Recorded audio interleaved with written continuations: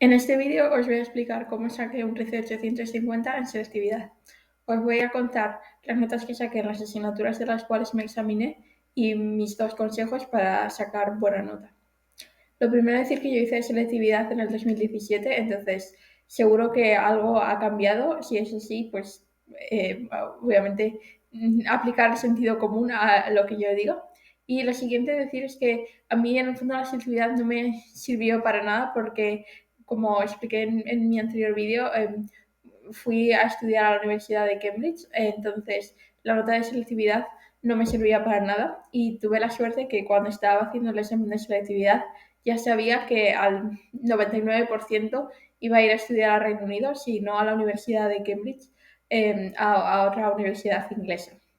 Entonces, para mí selectividad era más bien, bueno, aparte de por tener la nota de selectividad, que siempre está bien, eh, para practicar el hacer exámenes bajo presión, porque la semana siguiente tenía el examen de acceso a la Universidad de Cambridge de matemáticas. Entonces, para mi selectividad fue práctica, eh, para practicar cómo hacer exámenes, aunque obviamente eran exámenes completamente diferentes, pero me sirvió para practicar en ese sentido. Obviamente para selectividad no estaba para nada tan nerviosa como el resto de gente o como luego lo estuve la semana siguiente para el examen de temáticas, pero bueno, me ayudó para sacar buena nota en selectividad y sé que la mayoría de la gente pues no tiene ese privilegio.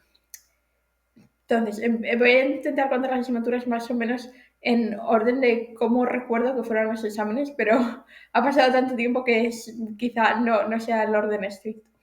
Entonces, empezando por lengua, en lengua saqué un 9,25, que fue mi peor nota de todos los exámenes, y con esto estuve un poco decepcionada. Pero bueno, fue creo que uno de los primeros exámenes y no, yo siendo una persona de ciencias, pues tampoco era mi punto fuerte, ¿no? Entonces, eso fue lengua.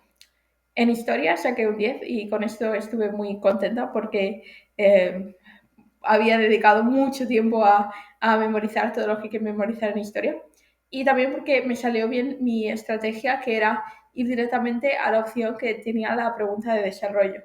Al menos en mi época había una opción que era de pregunta de comentario y la otra opción era de desarrollo tal cual. Entonces yo lo que decidí era que, como me iba a aprender toda la teoría de todos modos, sí que hay gente que solo se aprende un siglo y cosas así, pero para mí eso era demasiado arriesgado, pero yo sabía que me sabía la teoría y que iba a ir directamente a la opción que tuviera la pregunta de desarrollo, porque el resto de las preguntas cortas ya me las sabía todas, básicamente. Entonces fui directa a la pregunta de desarrollo, la opción con la pregunta de desarrollo y creo que me sirvió. Pero bueno, que eso, que estuve muy contenta con la nota de historia porque de las asignaturas de bachillerato fue de las que más tiempo le dediqué. Así que pues me mereció la pena. En inglés saqué un 9,75, que bueno, inglés para mí era una asignatura muy fácil porque el año anterior me había sacado el C2 y obviamente iba a venir a estudiar um, a Reino Unido, entonces hubiese sido mala señal si hubiera sacado mala nota en el examen de inglés. Luego en matemáticas saqué un 10 y con eso pues obviamente estuve bastante contenta, aunque era también una buena señal y de esperar que me saliera bien el examen porque estaba preparando el acceso para estudiar matemáticas en Cambridge y tenía este examen la semana después que era mucho más difícil y con mucho más contenido. Y aquí os voy a contar una cosa que decidí que fue no utilizar la calculadora en el examen de matemáticas. De hecho, la dejé en la mochila y la razón por la que hice esto, bueno, uno, porque no hace falta para el examen de matemáticas si estás usando una calculadora, es que algo has hecho mal. O sea, en el fondo, hasta ayuda el no tenerla porque te da el síntoma, te da la advertencia de que vas por mal camino con una pregunta. Pero la razón por la que no usé la calculadora, en el fondo, era para acostumbrarme a no tener la calculadora, porque en el examen que tenía de acceso a la Universidad de Cambridge no se permitían calculadoras, porque no hace falta, la verdad, pero eso me sirvió para practicar estar bajo presión sin tener la calculadora a mano, sin tener ahí el reflejo. Luego, en química saqué un 9,5, pero esto lo reclamé porque luego, después de selectividad, repasé, digamos, lo que yo creo que lo que recordaba haber respondido con mi profesora de química y no sabíamos dónde había perdido los puntos. Entonces pedí, no sé si se llama revisión o reclamación, pero pedí la opción que era más suave, donde de ninguna forma me hubieran bajado nota. Entonces, al pedir esto, pues básicamente no había riesgo y lo pedí para todas las asignaturas donde no saqué un 10, básicamente. Pedí que lo revisaran. Y más bien lo pedí por lengua, por el 925 de lengua, porque también lo había revisado con un profesor de lengua y no sabía muy bien dónde había perdido los puntos. Pero bueno, en química me la subieron a 9,75. Y luego el último examen que hice fue el de matemáticas de ciencias sociales, que esto es un poco extraño porque no era una asignatura que me hubiera ponderado en el hipotético caso de que estudiar matemáticas en España, como yo ya tenía las matemáticas de ciencias, esta de sociales creo que no ponderaba. Y, o quizás sí, pero en el fondo no era algo que necesitase hacer, porque ya tenía suficientes asignaturas. Pero esto más bien lo hacía para practicar de nuevo el examen que tenía la semana siguiente de matemáticas para Cambridge, donde el temario era más amplio y algunos de los contenidos de estadística que estaban en el currículum de sociales, pero no en el currículum de las matemáticas de ciencias, me lo tenía que preparar igualmente. Entonces, por eso decidí hacer este examen de sociales y de nuevo creo que lo hice sin calculadora, si no hacía falta para nada. Y bueno, este 9,5 sé en qué es lo que fallé. Me di cuenta justo al salir del examen de un pequeño error que no voy a entrar en detalles, pero es una fórmula que ahora ya jamás se me ha olvidado desde entonces, porque lo que se me olvidó poner ahí, un factor, ya siempre me acuerdo de él por este examen. Entonces, el total, poniendo un 10 de media de bachillerato y las ponderaciones de 0,2 de matemáticas y de química, pues sale un 13,850 tras haber reclamado. Y bueno, ahora mis dos consejos, como había prometido. El primer consejo es que consideréis no examinaros de todas las asignaturas que obviamente que hayáis cursado, pero no tenéis por qué examinaros de todas. En mi caso, yo no me examiné ni de dibujo técnico, ni de biología, ni de física. Y bueno, las razones por las que no hice estos exámenes fueron varias. A ver, en general era porque no tenía tiempo, porque estaba preparando el examen de Cambridge, que era mi prioridad y eso me llevaba más tiempo.